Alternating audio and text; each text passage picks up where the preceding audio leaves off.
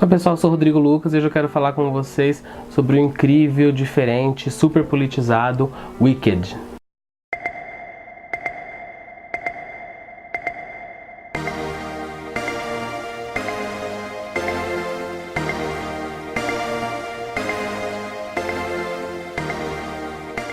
Antes de começar a falar sobre o livro, se você curte canais que falam sobre livros, resenhas, desafios de leitura, projetos de leitura, se inscreva no canal, curta o vídeo antes de divulgar o canal.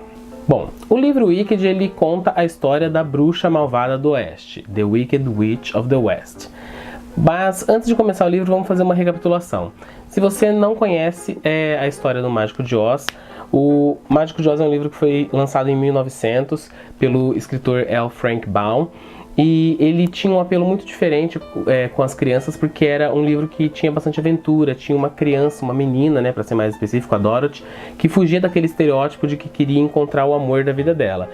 Isso chamou bastante a atenção das crianças na época, e ele tinha intenção de escrever um livro só, ele fez esse livro para a filha dele, só que aí com o passar do tempo, como a editora, e ele pressionava demais ele, e ele recebia várias cartas das crianças que queriam continuação, ele acabou escrevendo uma continuação do Mágico de Oz. E ele foi escrevendo, e ele acabou escrevendo no total 14 livros sobre a Terra de Oz. Ele morreu em 1919 e não parou por aí os livros. A editora chamou uma outra escritora e ela continuou, né, deu continuidade aos livros de Oz. Ela escreveu mais 21 livros. Então só daí, né, são quase 40 livros só sobre as histórias de Oz. Bom, então o Mágico de Oz, para você que não lembra ou não sabe do que se trata, nunca viu o filme super famoso ou nunca leu o livro, o Mágico de Oz conta a história da Dorothy, que é uma menina meio tristonha que mora no Kansas com um tio e uma tia, ela é órfã, e um tornado passa pela fazenda onde eles moram e acabam levando ela e o cachorrinho totó dela, que estavam dentro da casa, junto à casa pelos ares, e ela acaba aterrissando num país totalmente diferente, super colorido, diferente do que ela conhecia. Quando a casa dela cai em Oz, ela acaba caindo em cima da bruxa má do leste, essa bruxa morre, e aí as pessoas, né, os Munchkins que viviam ali na cidade eram escravizados por essa bruxa, agradecem muito ela, aparece uma bruxa boa chamada Glinda, que acaba pegando sapatos prateados no livro e de rubis, né, vermelhos na versão do filme, e acaba entregando esses sapatos para ela. Só que a Dorothy está longe de casa, ela quer voltar para casa. Então a bruxa Glinda aconselha ela a seguir a estrada de tijolos amarelos e ir para a cidade das Esmeraldas, onde está o Mágico de Oz, que ele com certeza vai conseguir ajudar ela a fazer com que ela volte para casa dela. No caminho a Dorothy vai encontrar, né, os amigos, né, que ficaram tão marcados aí no imaginário popular, o Espantalho, o Leão Covarde e o Lenhador de Lata. Cada um deles tem um desejo diferente e eles acabam se juntando a ela para ir até o mágico e pedir esses favores. O Espantalho quer um cérebro, ele quer ser inteligente. O Homem de Lata, o Lenhador de Lata, ele quer um coração, porque ele quer voltar a amar. Ele teve um grande amor antes dele, quando ele era humano, ele acabou perdendo. E o Leão quer ser corajoso. E eles acabam encontrando o Mágico de Oz na cidade das Esmeraldas. Chegando lá, o mágico, né, se apresenta de várias formas para ele, todos têm audiências particulares com ele. Para conceder esses desejos, o mágico quer em troca que todos eles, especificamente a Dorothy, destrua a bruxa má do Oeste. E eles vão atrás dessa bruxa. A bruxa acaba tentando ali, né, capturar eles de algumas formas. No fim ela consegue destruir o Espantalho e o Lenhador de Lata e acaba aprisionando o Leão e a Dorothy. E a história vai se encaminhando, só que aí num dado momento a Dorothy acaba jogando um balde de água na bruxa e a bruxa, né, era meio que alérgica à água, ela derrete e acaba sendo destruída. Quando eles voltam pro mágico para pedir, né, que ele cumpra a promessa dele, eles acabam descobrindo que o mágico é um charlatão. Ele se vale de truques de ilusionismo para aparentar ser totalmente poderoso, e aí ele acaba falando que na verdade todos eles já têm, né, o que eles estavam desejando. O Leão já é corajoso porque ele tenta defender os amigos dele, mesmo sem um coração, o Lenhador é capaz de amar, e o Espantalho é capaz de ser inteligente mesmo não tendo cérebro. E a Dorothy acaba, né, voltando para casa porque ela tem os sapatos que eram da bruxa e os sapatos são mágicos e ela consegue voltar para o Kansas. E aí a história, né, termina toda felizinha. Aí tem o livro Wicked, que vai contar a história da bruxa má do Oeste. E aí esse livro aqui Antes de eu começar a falar sobre a história dele, ele não é nada do que eu esperava. O livro Wicked ficou muito famoso porque houve uma adaptação para Broadway, em formato de musical, baseado no livro. Esse musical ele é todo alegre, todo brilhante, e ele fez muito sucesso. O livro Wicked saiu em 95, e em 98 já estava, né, estreando o musical, e ele ficou muito conhecido por causa disso. Só que apesar do musical pegar várias coisas que acontecem no livro e darem uma mexida ali e fazerem uma história bem alegre, bem sessão da tarde, o livro é totalmente o oposto. Ele é um livro pesado, é um livro adulto, não é para criança. Ele é um livro que vai tratar de temas como política, preconceito, a origem do mal. Esse é o principal, né, mote do livro.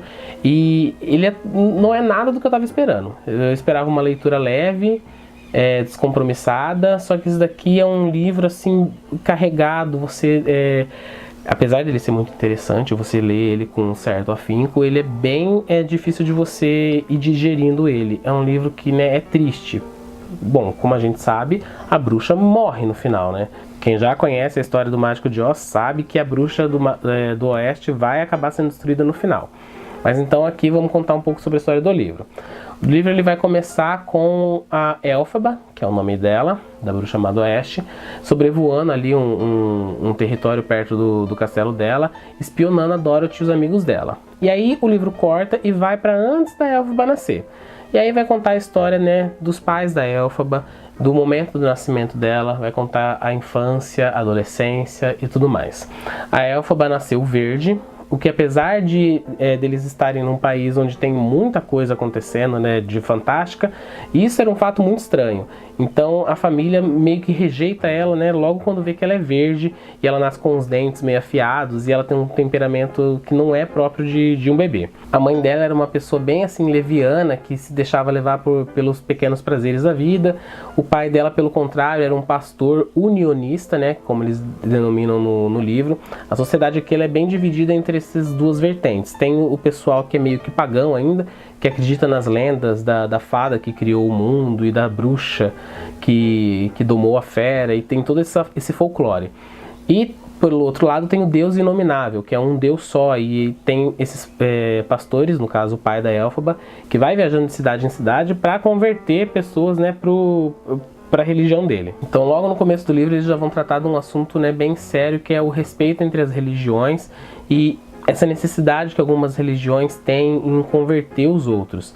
Eles têm uma certa dificuldade, principalmente o pai da Elphaba, em assumir o outro modo de vida que não seja idêntico ao seu. Algumas reviravoltas acontecem na história. A Elphaba, adolescente, acaba indo para X, estudar tipo uma faculdade, e é lá que ela encontra a Glinda, que é a bruxa, né, que vai virar a bruxa boa ali da história. A Glinda ela é uma menina extremamente fútil, ela é uma menina que é cheia de privilégios, afinal ela é de família rica, ela tem nome, sobrenome conhecido, ela dá muita importância à aparência, aos vestidos dela, e a Glinda ela não consegue travar uma conversa que seja um pouco mais profunda. Ela é bem rasa mesmo. O que é bem diferente do que eles mostram no musical, né, ou até mesmo no livro, né, que é uma pessoa que se importa com os outros. A Glinda não, ela se importa só com ela mesma. É nessa faculdade que a Elphaba vai acabar conhecendo todos os personagens aí que vão continuar até o final da história. Além da Glinda, a Elphaba possui uma irmã, que chama Nessarose, e ela nasceu sem 2 braços. E eles acham, né, que a família acha que isso aconteceu porque a mãe tomava pílulas para a criança não nascer verde. E a criança não nasceu verde, mas em compensação nasceu sem 2 braços. Então a Elphaba carrega esse problema, né, nas costas dela, mais essa culpa. Na faculdade a Elphaba conhece o Boq, que acaba se tornando um grande amigo dela. Ela conhece também o Fieiro, que mais pra frente, né, vai ter um desenrolar aí na história. E no Reino de Oz existem vários animais normais e tem os animais, que são animais dotados de inteligência, que desempenham papéis na sociedade, que trabalham, que têm suas famílias. E o mágico, né, ele meio que deu um golpe no governo. O governo de Oz era controlado por uma família, como se fosse uma monarquia. e várias mulheres iam se sucedendo no trono. Até que o mago chegou num período onde a rainha tinha morrido e a próxima rainha é muito criança, então ele meio que aproveita disso para dar um golpe e começar a comandar todo o país de Oz. O governo do Oz ele começa a meio que impedir que esses animais exerçam cargos públicos e eles vão aos poucos relegando esses animais que possuem inteligência à margem da sociedade. Eles não podem mais trabalhar, eles não podem usar transportes públicos, e a Elphaba se sente muito atingida com isso, porque ela sabe como é ser diferente e ela busca, né, através de estudos e através de um professor, que é um bode que ela tem na faculdade, tentar de todo jeito, né, lutar pelos direitos desses animais. Bom, para não dar muito spoiler do livro, o que acontece, né?